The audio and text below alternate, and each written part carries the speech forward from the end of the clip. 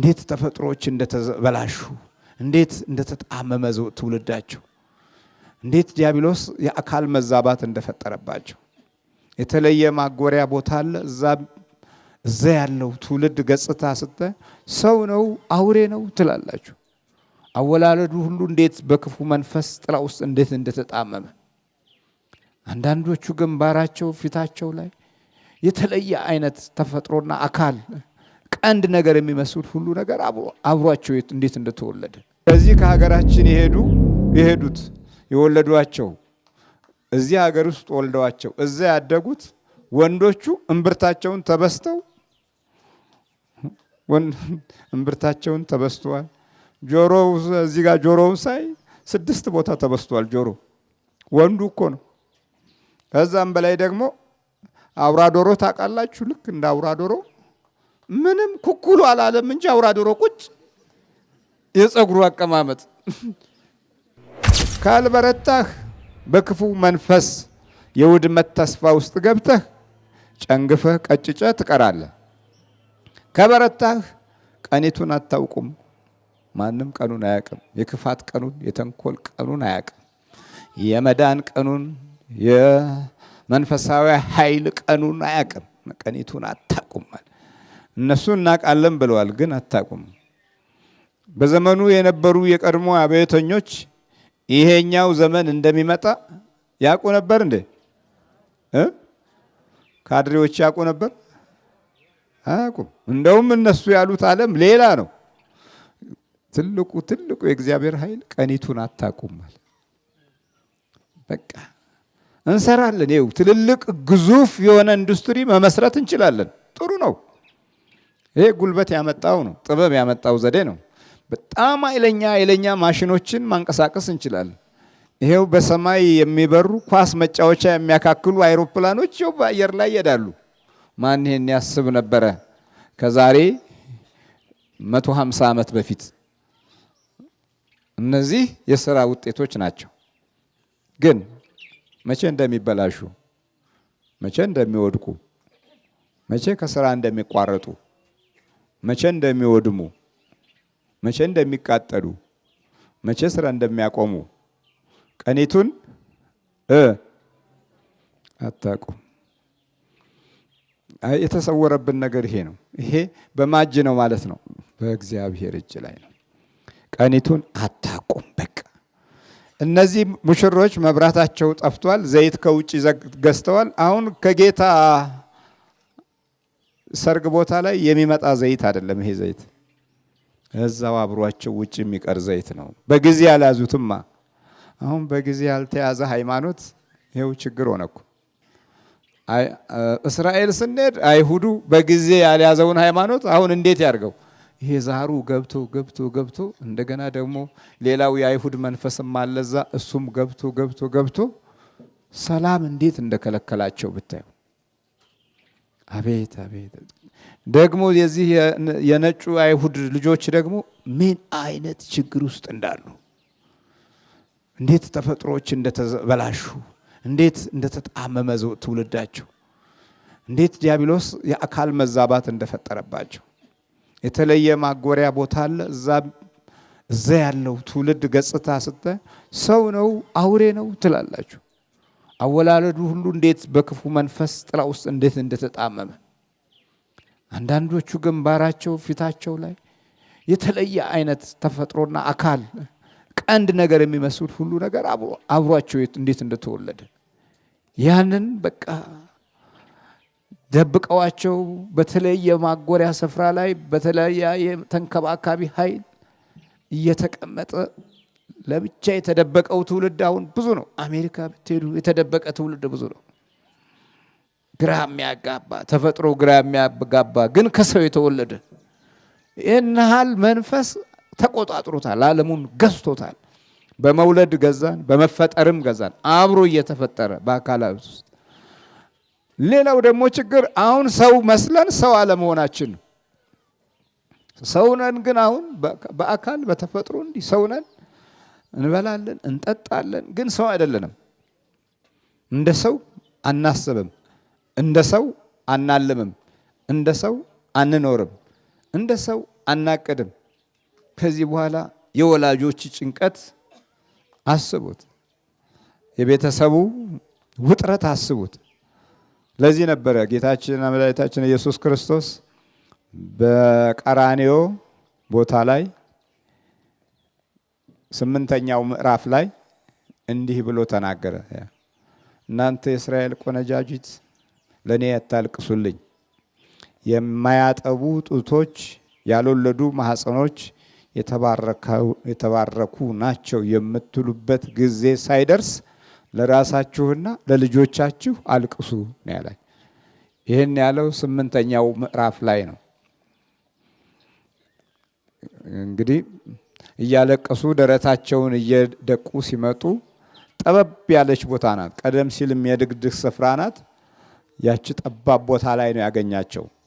መስቀሉን ተሸክሞ ሲያንገላቱት ስምዖን ማለት ሊቢያዊው ስምዖን ተሸክሞለት እያለ ቀና ብሎ ሲያይ ያለቅሳሉ እነሱ። አይ ለኔ አታልቅሱ አላቸው። ገና ብዙ ጉድ አለ አለ። ገና ብዙ ጉድ ያለ ያለው ቦታ ላይ ዛሬ እኔ የተወለዱት ልጆች በተፈጥሯቸው ግራ የሚያጋቡ ናቸው። በተፈጥሯቸው ከዚህ ከሀገራችን የሄዱት የወለዷቸው እዚህ ሀገር ውስጥ ወልደዋቸው እዛ ያደጉት ወንዶቹ እምብርታቸውን ተበስተዋል። ጆሮው እዚህ ጋር ጆሮውን ሳይ 6 ቦታ ተበስቷል። ጆሮ ወንዱ እኮ ነው። ከዛም በላይ ደግሞ አውራ ዶሮ ታውቃላችሁ? ልክ እንደ አውራ ዶሮ ምንም ኩኩሉ አላለም እንጂ አውራ ዶሮ ቁጭ የፀጉሩ አቀማመጥ አልተንደፋደፈም እንደዚህ እንዳላለም እንጂ አውራ ዶሮውን ቁጭ በቃ እንዴ በቃ ተመልከቱ። ጨዋው ህዝብ እንደዚህ ዘይት አልቆ መንፈሳዊ ዘይት የእምነቱ ህይወት ታሪክ አልቆበት ይሄ እንደ አይነት ተወለደና ተተካ።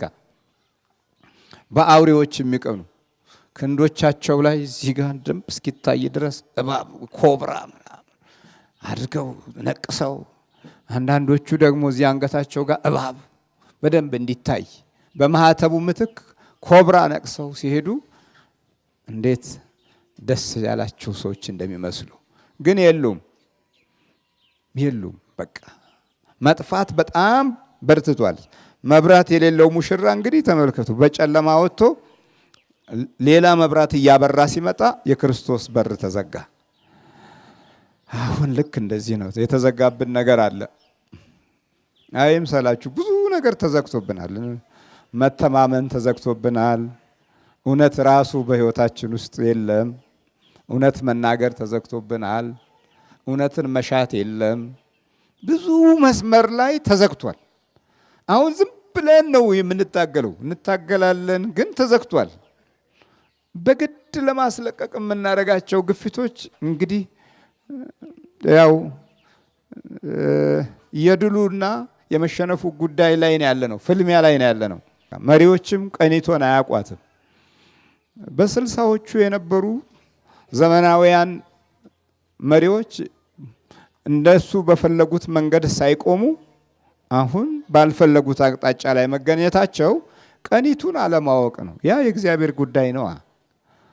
በስጋ ፖሊሲ ቢሆን የወጣው ንድፈ ሐሳብና ፕሮግራም እኛ ኢትዮጵያውያን ዛሬ መሬት ለቀን ጨረቃ ላይ ቤት እንሰራ ነበር። ይሄ ቀኒቱን ያለማወቅ ነገር ትልቁ የማንነታችንን እጥረት ነው። እግዚአብሔር ቀኒቱን እንዲያውቅልን ነው አስፈላጊነቱ። ግን ዝግጅት እንድናረግ በደንብ ነግሮናል። ይኸው እነዛ ልባሞቹ ዘይታቸው ይዘው እየበራ ነው። በቃ በፈለጉት ሰዓት በራ። በቃ እነዚህ በፈለጉት ጊዜ አጡት። አሁን ሃይማኖትም በፈለጉት ጊዜ አጥተው የሞቱ ዘመዶች የሏቸው። ከዚህ ከዛሩ ጋር ከውቃቢው ጋር ከምናምንቴው ጋር ኖረው ከክርስቶስ ስጋና ደም ጋር ሳይገናኙ ቅዱስ ቁርባን ሳይወስዱ የፈጸሟቸው የባዕድ አምልኮት መዘዞች በህይወታቸው ውስጥ እንደበረታ አያት ቅድመ አያቶቻችሁ እናቶቻችሁ አልሞቱም፣ አላረፉም።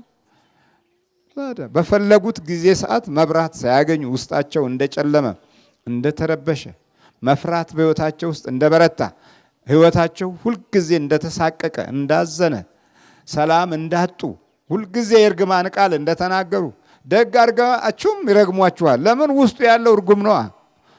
የበረከት መንፈስ አይደለም ውስጥ ያለው። ጥሩ ስታረጉላቸው እንደውም ችግር። እንደውም በአሁኑ ጊዜና ዘመን ጥሩ የሚያደርግ ሰው የተረገመ ሰው ነው። ሲገለበጥ አታዩ? ምሳ አብልታችሁ አጠጥታችሁ አልብሳችሁ ካለ ጠላታችሁ እንደውም ያ ሰው ነው። ያ የለበሰው ነው። ያ የበላው ነው። ያ የጠጣው ነው። በችግሩ ተገኝታችሁ አበርትታችሁ አጠናክራችሁ ሞራል ሰጣችሁት፣ ያ ሰው መልሶ ይሰርቃችኋል። ያ ሰው መልሶ የህይወት መብራታችሁን መንፈሳዊ ህይወት ተስፋችሁን ያጨልመዋል። ስለዚህ ምንድነው የሚለው? የጋራ ክፋትን እንደ አንድ ብሔራዊ ዜጋ ሁላችንም እንለማመዳለን። የለም እዛው ነው እንላለን በቃ። ስለዚህ በጣም መንፈሳዊ ዘይት እጥረት አለብን። የመንፈሳዊ ዘይት እጥረት ማለት ደግሞ የሚበራ አይደለም። ካልበራ ለማንኛውም ጨለማ ማራቂያ ነገር የለም። ጨለማው አይርቅም። ብንተያይም በጨለማው በኩል እንተያያለን። ስለዚህ ነገሮችን ሳንለይ እንመላለሳለን፣ ሳንለይ እንወጣለን፣ እንገባለን። እዚሁ መተው እንኳን ለደህንነት መተው ውስጣቸው ክፉ ሆነው የሚመለሱ እኮ አሉ። እዚህ ለመዳን ብለው መተው እየተመላለሱ ውስጣቸው ክፋት ማይተው አሽሟጣጦች፣ መንፈሳዊ ድለቢሶች ግን መብራት ከያዙት ጋር አምስቱ ገብተዋል። አምስቱ ጠፍቶባቸዋል። ሰይጣን እኩል በኩል የራሱ ዜጎች አሉት። በጨለማው በኩል ወጥተው የቀሩ ገብተው የነበረ ገብተው ወጥተው የቀሩ እኩል በኩል ናቸው። አላውቃቸውም አላቸው። ከዚህ የበለጠ ምን አለ? ተጠርተው ይታወቁ ነበረ። በክብር ተጠርተዋል። የሙሽራ ልብስ ለብሰዋል። ግን የጎደላቸው አንድ ነገር ብቻ ነው። እሱም ምንድነው? ዘይት። ዘይት ፍለጋ ሲወጡ አለቀ። ዘይት በጣም ኃይለኛም የመንፈሳዊ በረከት ምልክት ነው።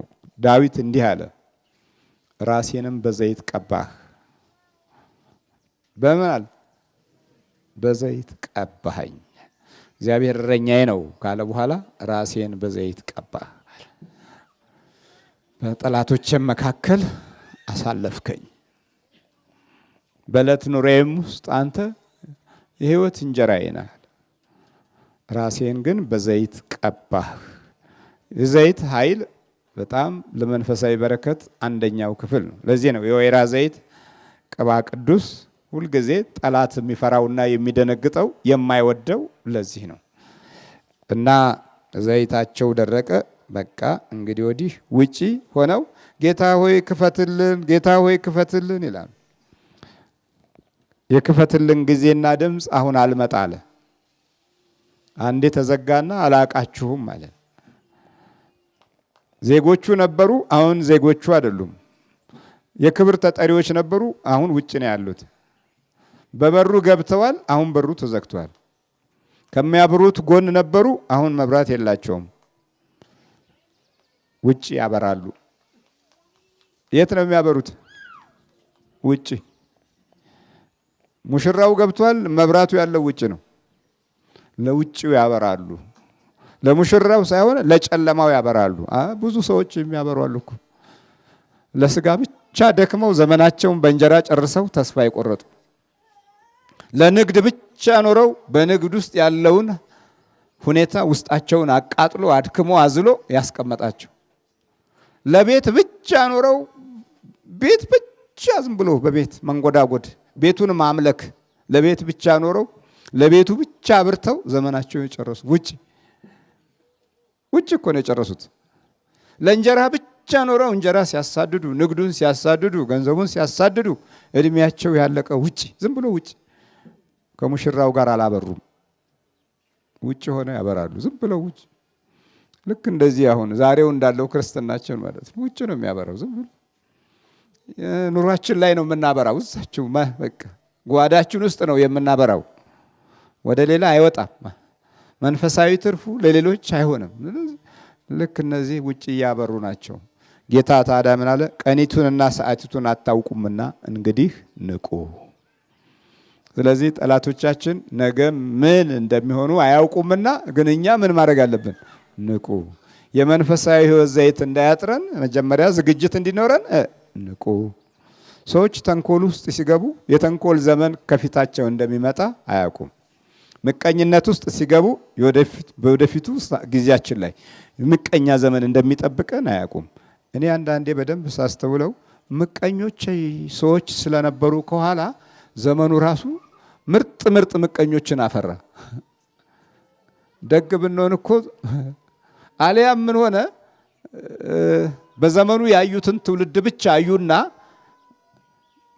በቃ ይሄኛው ከዚህኛው ይበልጣል ብለው ጠበቁት። ለምን? የተማረ ነው አል የተማረ ነው። ይሄ በየዩኒቨርሲቲ የገባ ነው።